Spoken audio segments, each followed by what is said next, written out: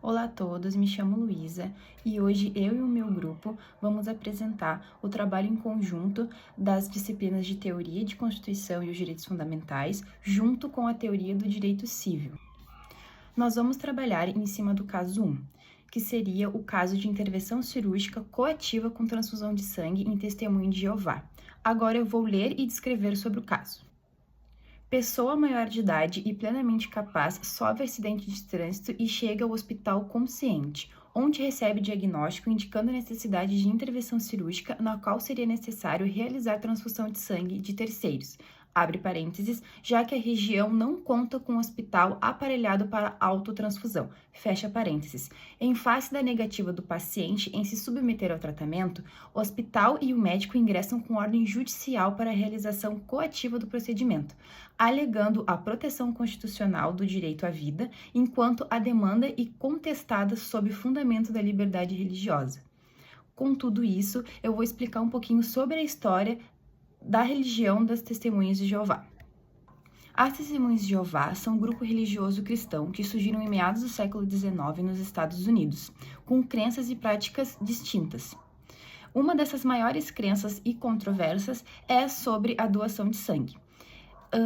Essa interpretação que eles têm é sobre as passagens bíblicas que dizem que proíbem o consumo de sangue. E a questão maior de tudo isso é: os tribunais devem ou não intervir para garantir tratamentos médicos necessários, e principalmente a transfusão de sangue. As Testemunhas de Jeová têm como objeção religiosa a transfusão de sangue. Essa objeção pode gerar situações difíceis quanto à necessidade médica de uma transfusão para salvar a vida do paciente. Eu termino aqui e agora os meus colegas Pedro, Éder, Everton e Alessandra vão dar continuidade a este caso.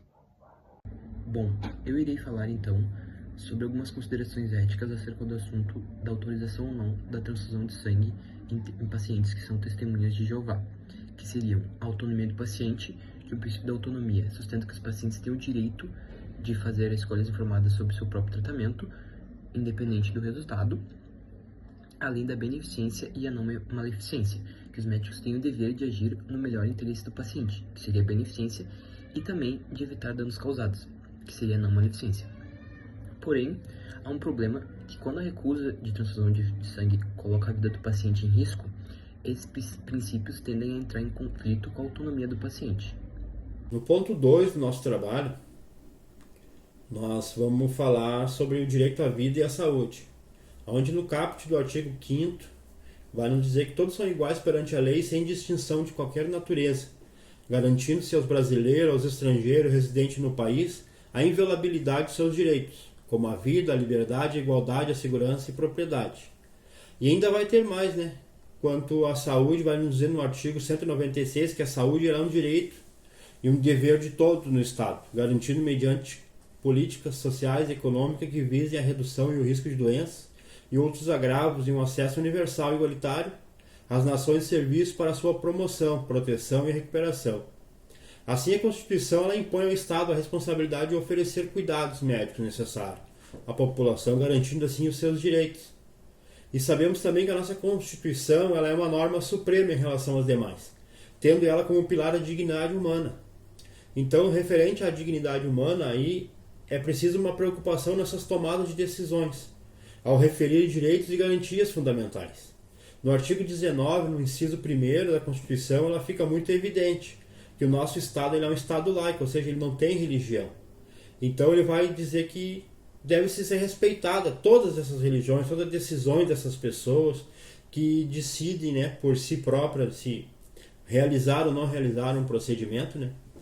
Mas também vai ter a parte da medicina, a parte do médico, que no artigo 13 do nosso Código Penal, que diz que o resultado que depende da existência de um crime somente é imputável a quem lhe causa.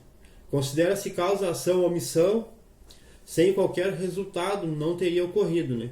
Então essa redação vai dada pela Lei 7.209 de 1984. A omissão ela é plenamente relevante quanto ao ominente. Devia e podia agir, né, para um resultado. O dever de agir incumbe a quem? Incumbe ao médico, mas que com muita cautela, com muito cuidado para que não fira esses códigos, né, esses direitos dessas pessoas, né, como seus direitos fundamentais. E o Código traz que o crime por omissão é a prestação de assistência em caso grave ou iminente perigo de morte. No artigo 135 vai dizer que deixar de prestar assistência quando possível, fazê-lo sem risco pessoal, a criança abandonada, extraviada ou a pessoa inválida ou ferida, ao desamparo ou a grave e iminente perigo, ou não pedir, nesse caso, um socorro, né, à autoridade pública. Como podemos ver a seguir, temos um caso onde a Justiça de São Paulo determinou que um hospital de Piracicaba poderia fazer uma transfusão de sangue contra a vontade de um paciente. Era uma professora de 58 anos que deu uma entrada no hospital com uma hemorragia digestiva. Os médicos solicitaram uma endoscopia para localizar a hemorragia. Tendo nisso, solicitaram também uma transfusão de sangue. Foi onde o paciente se recusou a fazer por ir contra seus princípios religiosos. O hospital entrou na justiça com os seguintes princípios, que tendo em vista que a professora correria risco de morte, mas tendo em vista que a professora tinha se recusado por ir contra seus preceitos religiosos, onde na Bíblia os cristãos acreditam que o sangue é uma fonte sagrada da vida, por isso eles são contra a transfusão de sangue. Na justiça, o juiz decretou procedente a situação onde o hospital poderia fazer a transfusão de sangue, mesmo o paciente se recusando. O juiz concedeu a tutela com urgência, tendo em vista que o direito religioso não se sobrepõe ao direito à vida. O doutrinador Alexandre de Moraes também concedeu uma breve fala onde ele prioriza o direito à vida e o direito soberano entre todos. Com isso, concluímos que a Constituição Federal de 1988 resguarda tanto a liberdade religiosa quanto o direito à vida e à saúde, estabelecendo uma base para decisões complexas em situações de intervenção cirúrgica, com transfusão de sangue em testemunha de Jeová. A abordagem deve levar em conta a autonomia do paciente, a necessidade médica e, em certas circunstâncias, pode requerer intervenção judicial para equilibrar esses direitos. Porém, mesmo que a questão seja delicada e complexa, o exame das manifestações doutrinárias e da jurisprudência dominante leva às seguintes conclusões. Não sendo possível substituir a transfusão sanguínea por tratamento alternativo em razão do iminente perigo de morte, a decisão de transfusão do sangue cabe soberanamente ao médico, independente do consentimento de quem quer que seja. Se ausente o perigo, prevaleça a vontade do paciente, familiares ou representante legal. Para autorizar o procedimento coativamente, o hospital e o médico devem demonstrar que a intervenção é indispensável para salvar a vida do paciente.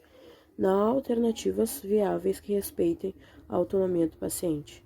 A negativa do tratamento resultaria em um risco significativo e iminente à vida do paciente.